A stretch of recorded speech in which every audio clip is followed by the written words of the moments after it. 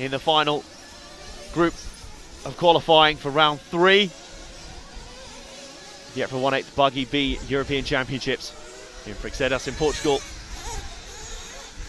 And straight away we have picked up car number 2.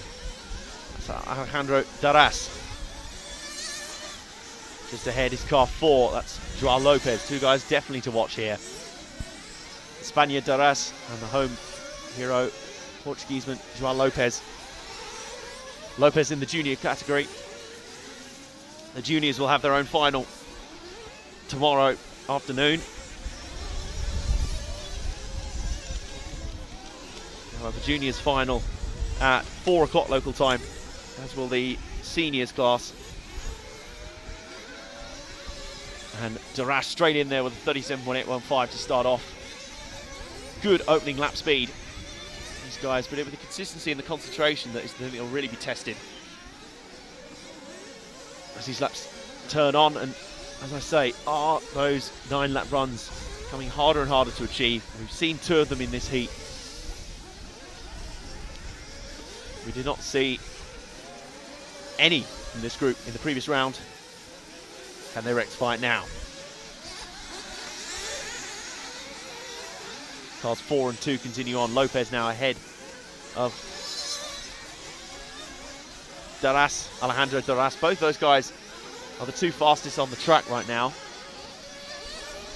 Casal Ribeiro is also up there, as is Gonzalo Melo. So very competitive top order. Means nothing but good things for the potential top finals tomorrow. Someone's just gone flying off the hairpin there. Was that car 4? Was that Lopez? It might have been. I think it was car 2 of Darras, actually.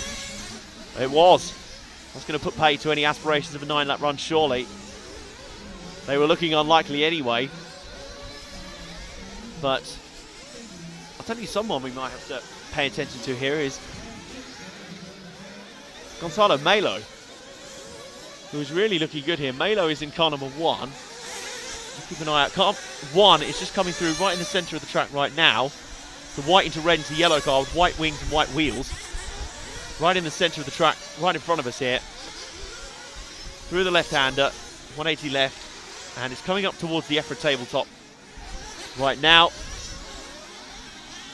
Gonzalo Melo is putting in some very, very strong laps here, and he's sneaking up into that 9 lap bracket. And the reason why I do say it's such a big goal to go for is that if you can hit that, we've seen so few people hit that this weekend, if you can get there, you're pretty much right in there with a shot at TQ. If you can hit that sort of pace session by session, then you've really got as great a chance as any. And I will endeavour to have a look downstairs to see what the standings are after this group and after this round of qualifying is complete. We'll head into the final round. We'll also take into account drop scores as well, and they can play a factor, because of course you can drop your 2 worst scores. I think it's 2, it might just be 1. And onto the main straight once more, just 90 seconds to go in the session. And Melo is on a really, really good run here. I don't want to jinx him, I really hope I don't. He's on a seriously good run here. This is great pace here.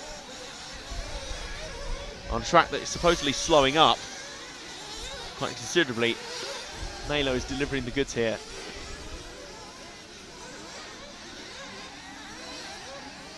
We're watching Melo right now, heading up the back straight. And Melo at the moment is predicted 9 laps at 5 minutes 37, which is about as fast as anyone has gone all day. No one else is close right now, not even close. So I think for the guys saying that the track's losing grip, it is for them. For a precious few, they're able to keep up with it. So many people we talked to down there said that one of the toughest aspects of this weekend would be to keep up with the track and the setup and adjust accordingly to it, to a track that will be slightly different every time they return to it. Through 1 round of qualifying, they'll come back having had all the other cars on the track in the interim and more weather on it, and it will have changed yet again. So that skill will be a very important one for this entire weekend. So following car 12, Kevin Michaudet right now. As the session is about to come to a close, people are finishing their final laps now. And I think Gonzalo Melo is going to be the sole survivor here in the 9-lap bracket. First finishes are coming through now.